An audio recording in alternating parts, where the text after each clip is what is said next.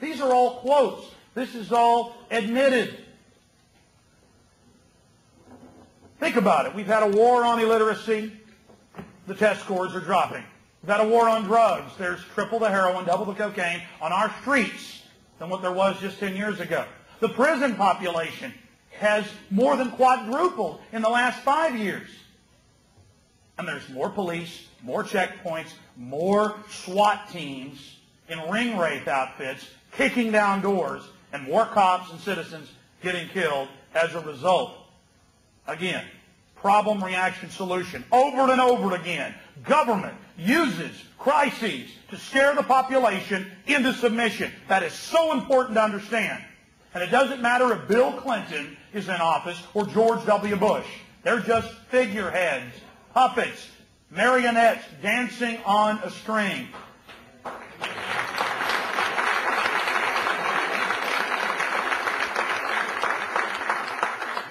You follow those strings back to the dirty little corner, and there's a big fat spider sitting there.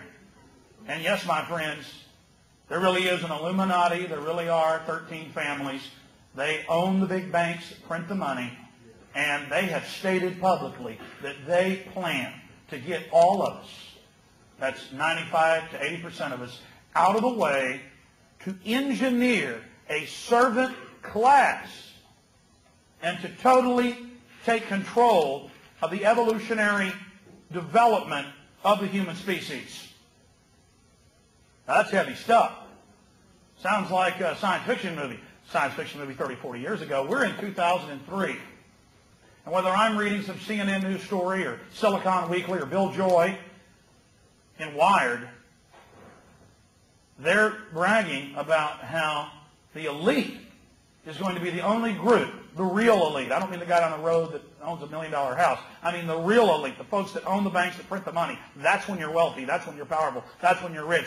That they are the only people that are going to have access to all of this undreamed technology that's been developed.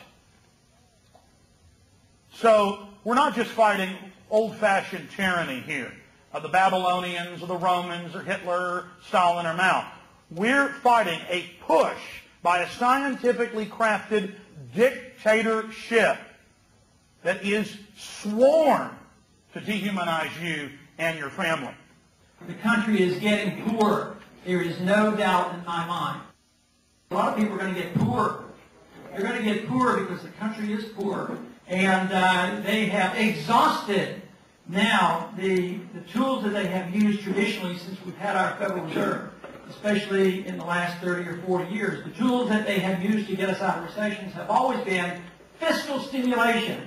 Government spend money. Run up the deficit, print more money. Well, this time around, they've been doing that, at excessive rates. Even early on, even before the recession hit, they were doing it. So what are they going to do? In the old days, if the recession was, if they wanted to end the recession, interest rates were brought up high to dampen the economy, and interest rates would be high. Well, now, at the bottom of the recession, interest rates are at 0 or 1%. Real interest rates are very, very low. So how can they lower them? How can we spend more money? The national debt is going up right now over $700 billion per year.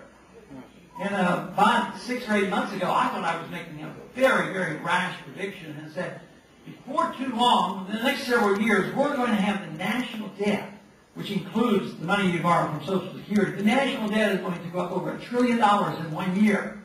And I think that's going to be true. But there's going to be a limit to this. Eventually what happens, it runs out of steam, the dollar loses its value, interest rates go up anyway, which they have started to do, inflation comes back, and you have inflation with recession and depression, and the government can't function.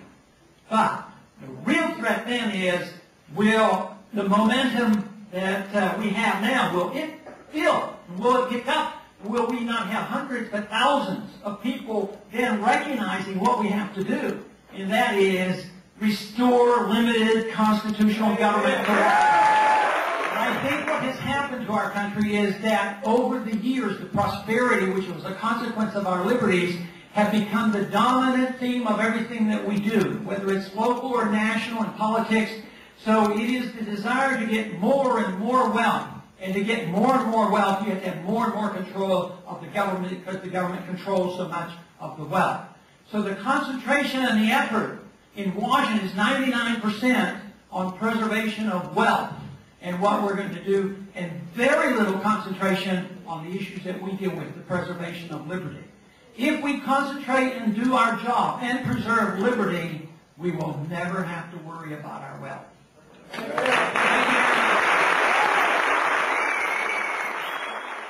Okay, he asked you if there's an international conspiracy to overthrow our government. The answer is yes, but probably not in exactly the terms that you're inferring, at least my understanding. I can't go and say, well, I know the 25 people who meet and have made these plans, and this is what's going to happen. I think there are 25,000 individuals that have views opposite of ours. And they're in our universities, and they're in our congresses, and they believe in one world government. And if you believe in one world government, then you're talking about undermining national sovereignty, and you're talking about setting up something that you could very well call dictatorship.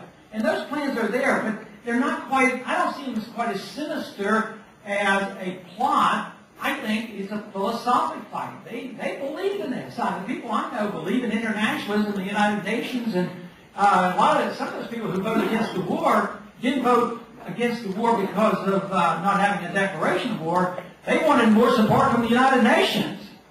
And that attitude is prevailing because it's been taught so long in our public school system as well as our universities and the people of great influence on major networks and most of the positions in government support internationalism that would lead to that type of Can you speak to the neocons of your speech you gave about the Trotsky, Machiavelli, and you?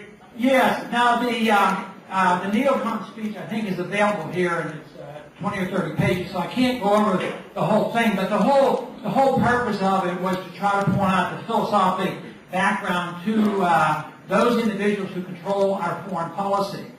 And a major part of it was a critique of a book written by Michael Ledeen, who's one of the leaders of neoconservatives, and he's at the American Enterprise Institute.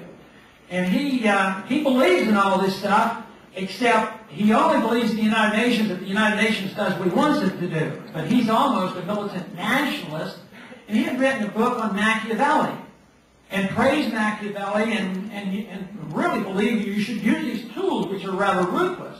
So I took his quotes and answered many of his quotes, and I quoted him literally in order to try to keep it, from getting too emotional. And the interesting thing about this was he called me. He wrote emails, and he also called my office. He was outraged, by this. He wanted an apology and everything else.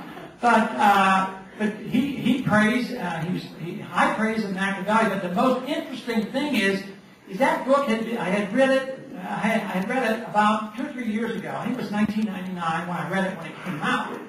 And it was handed out to us at a Republican strategy meeting. And I read that, and it really, I went back and looked at it. When I was starting to put all these pieces together about who really got control of foreign policy since 2001, and that he was this ringleader in it, then I went back and reread this book, and that's what generally that book was about. Let me state this important facet of why we can't dig out of the mud, why we can't get out of this at this point right now. Because people are still in their Democrat and Republican camps. And you look at the people who control the parties, and you look at their actions: open borders, gun control, more regulation, more taxation, arming our enemies, building up China and North Korea. You look at the real actions of the Republicans and the Democrats, they are almost identical. Almost identical.